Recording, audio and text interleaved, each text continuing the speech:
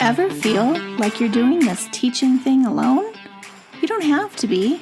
Shared teaching is all about sharing the workload through the power of collaboration and teamwork. Together, we'll walk through all the difficult parts of teaching and learn how to streamline our processes, fine-tune our time management, and develop a more manageable workload. If that sounds like a dream come true to you, then welcome to the Shared Teaching Podcast. Let's share in the teaching to make those dreams a reality. Now here's today's Shared Teaching. Hello and welcome to the Shared Teaching Podcast and another episode of Writing Tip Wednesday. I'm your host, Susan, and thank you for having me listening on your favorite podcast player. If you like what you hear, don't forget to subscribe to the show. Okay, so today we're going to talk about must-have components for your writing mini lessons. I don't know about you, but it wasn't until I really started reading and looking into how to be a better writing teacher that I discovered that there's actually a framework for writing lessons. So if you're not familiar, we're going to talk about that today. And a mini lesson, in case you also don't know, it's a structured whole class lesson. It's designed to be very short and focused on only one skill or topic, and the lessons are generally 10 to 15 minutes in length, depending on the age of the student you teach. If it's kindergarten, they can be as quick as 5 minutes. And they follow a very predictable 4-part framework that uses the gradual release model. Now, the gradual release model is what I am required to teach within my school district. So it is an I do, we do, and you do format. So it's just gradually giving the control over to the students and you're pulling back as the lesson progresses.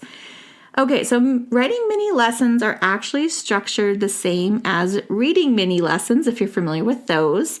There's 4 components that you're going to want to make sure you have in each and every lesson. They are connect, teach, engage, and link.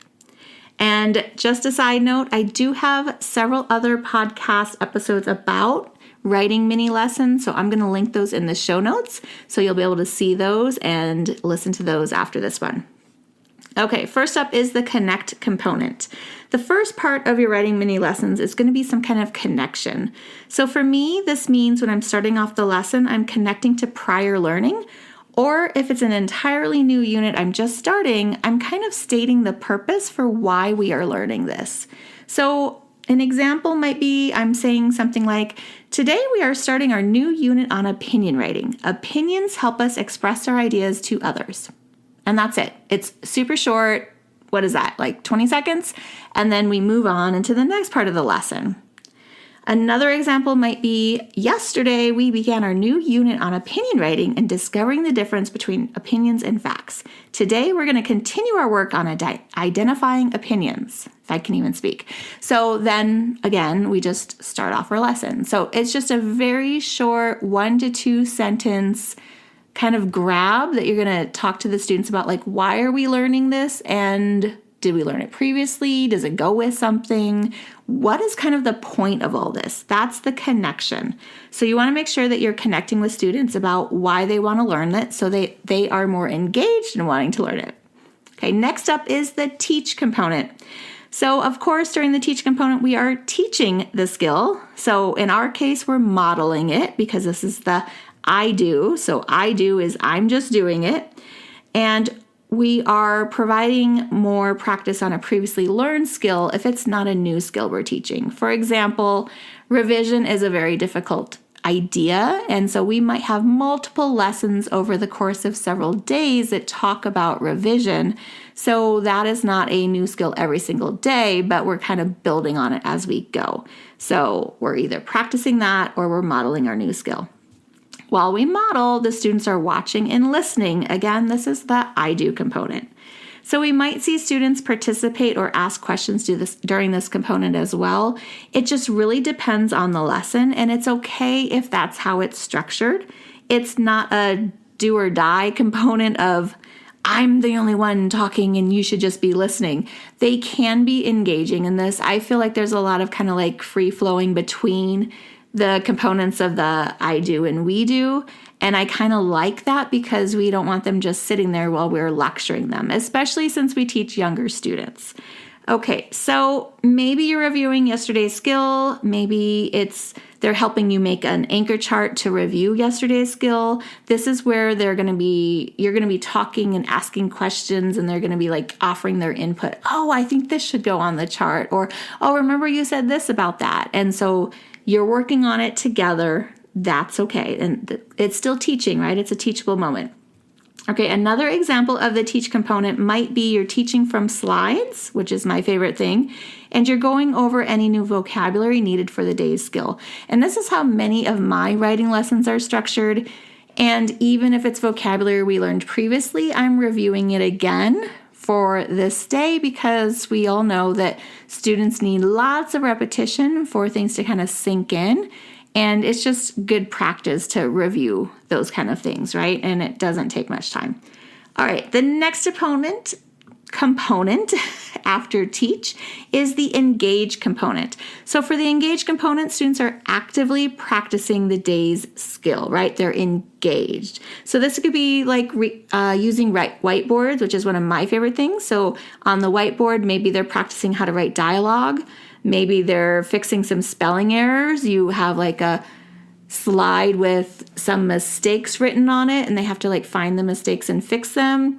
Maybe they're just voting on which choice is correct. And this is a great way that I like to use to introduce new skills, kind of like a would you rather. So they're looking at the two options and they're picking like A or B, and then they're writing that on their whiteboard for their choice. And everyone's engaged because everyone is saying or doing something. Okay, so this component, of course, is called the we do portion, and it's you are helping the students or practicing alongside of them. And it's often really just a short period, maybe only 3 minutes long. Okay, last but not least is the link component. This is the you do part of the lesson. And by you, I mean the students. And it's usually a quick reminder of what the students should be practicing for the day. So I might say something about, okay, today we learned about nouns. I would love it if you would find a noun in your writing today and give me more description about it, or something like that, depending on whatever it was that you taught them.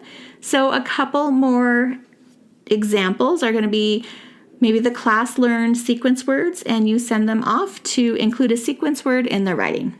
Or the class learned types of introductions and they are asked to pick one of the introductions and use it in their writing for the day. Or last, the class is going to learn vivid verbs, and you're looking for a revised writing sheet with a vivid verb in it. Okay, so the students are sent off independently to practice this day's skill.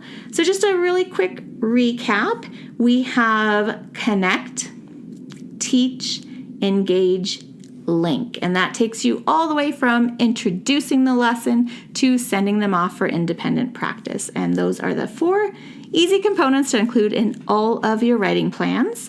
Now, if you would love help making your writing lessons to be more mini, I have a brand new free offer for you. And it is linked in the show notes, but let me tell you a little bit about it. So it is Plan Your Writing Units Easily, and it is 11 pages of guided work for you to take your unit idea and make it into mini lessons and then put those into your unit plan. I have a couple examples that I've included in there as well. And so if you're interested in that, just go ahead to the show notes link and you'll be able to get your free download. Thank you so much for listening, and stay tuned for next Wednesday for an all-new writing tip, and I will see you next time. Bye for now. If you've loved this show, then join me in sharing the teaching, hitting that subscribe button, and leaving us a review on iTunes, so we can be found by more teachers like you who are ready to start sharing the workload. I hope you've enjoyed this episode. Find new episodes each week on sharedteaching.com. Thanks for listening to the Shared Teaching Podcast.